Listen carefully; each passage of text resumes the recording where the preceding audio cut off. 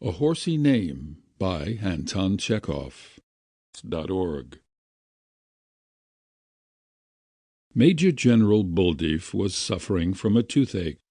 He had rinsed his mouth with vodka and cognac, applied tobacco ashes, opium, turpentine, and kerosene to the aching tooth, rubbed his cheek with iodine, and put cotton wool soaked with alcohol into his ears. But all these remedies had either failed to relieve him or else made him sick. The dentist was sent for. He picked at his tooth and prescribed quinine, but this did not help the general. Buldeeff met the suggestion that the tooth should be pulled with refusal. Everyone in the house, his wife, his children, his servants, even Petka the scullery boy, suggested some remedy. Among others, his steward, Ivan Evchitch, came to him and advised him to try a conjurer. "Your Excellency," he said, 10 years ago an exercise man lived in this country, whose name was Jacob. He was a first-class conjurer for the toothache. He used simply to turn towards the window and spit, and the pain would go in a minute. That was a gift." "Where is he now?" "He was dismissed from the revenue service. He went to live in Saratov with his mother-in-law. He makes his living off nothing but teeth now. If anyone has a toothache, he sends for him to cure it. The Saratov people have him come to their houses, but he cures people in other cities by telegraph. Send him a telegraph, Your Excellency. Say, 'I, God's servant Alexei, have the toothache. I want you to cure me.' You can send him his fees by mail."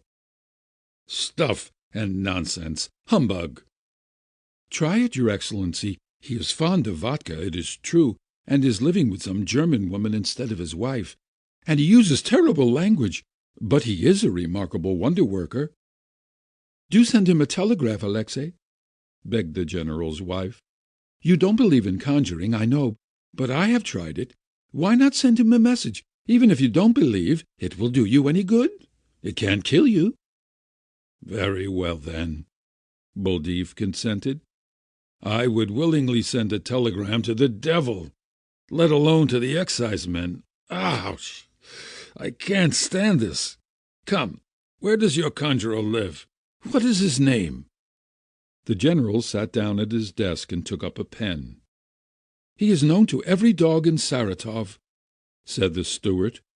"Just address the telegram to Mr. Jacob. Jacob—" "Well?" "Jacob what? I can't remember his surname. Darn it! What is his surname? I thought of it as I was coming along. Wait a minute." Ivan raised his eyes to the ceiling and moved his lips. Buldeeff and his wife waited impatiently for him to remember the name. "Well, what is it? Think harder." "Just a minute. Jacob.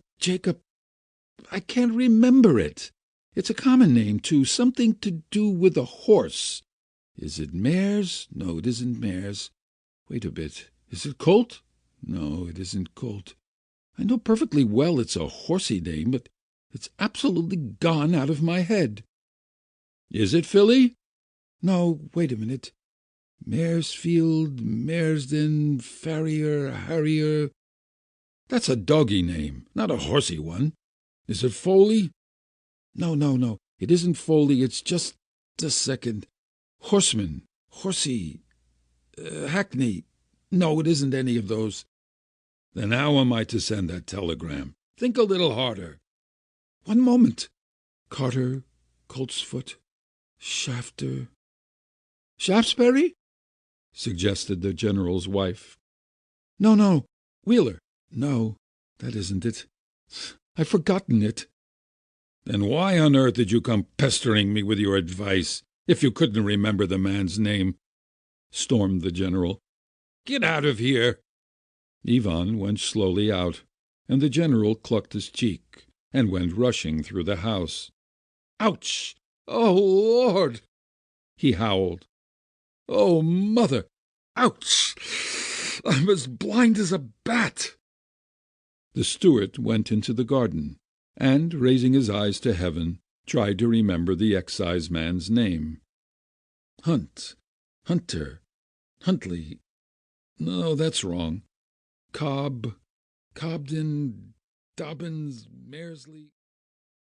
Shortly afterward the steward was again summoning his master. "Well, have you thought of it?" asked the general. "No, not yet, Your Excellency." "Is it Barnes?" asked the general. "Is it Palfrey by any chance?" Everyone in the house began madly to invent names. Horses of every possible age, breed, and sex were considered. Their names, hoofs, and harnesses were all thought of. People were frantically walking up and down in the house, garden, servants' quarters, and kitchen, all scratching their heads and searching for the right name. Suddenly the steward was sent for again. "Is it Herder?"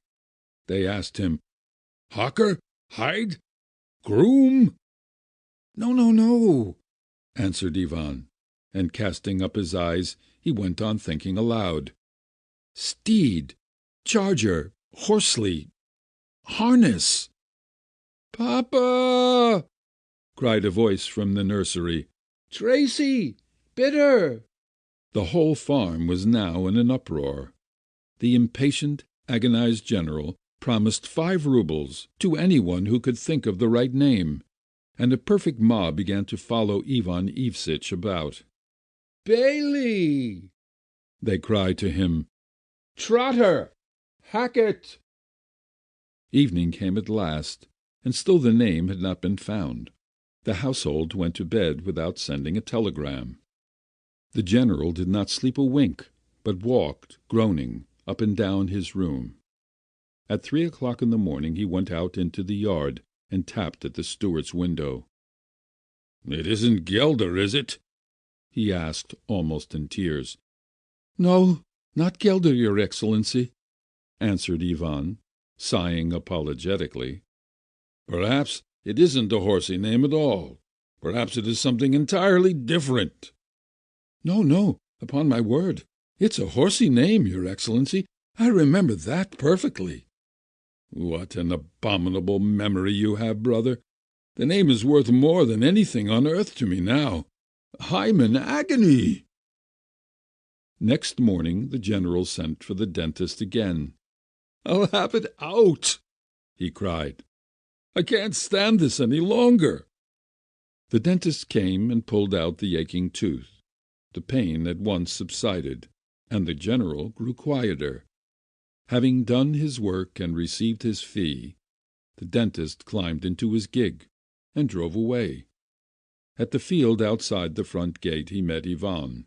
The steward was standing by the roadside, plunged in thought, with his eyes fixed on the ground at his feet.